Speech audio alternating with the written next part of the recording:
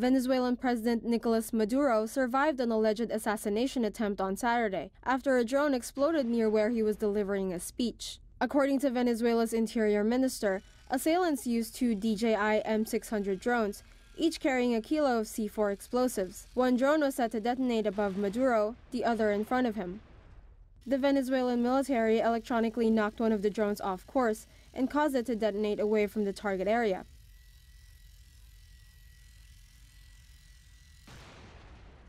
The second drone ended up crashing into an apartment building 2 blocks away from the event.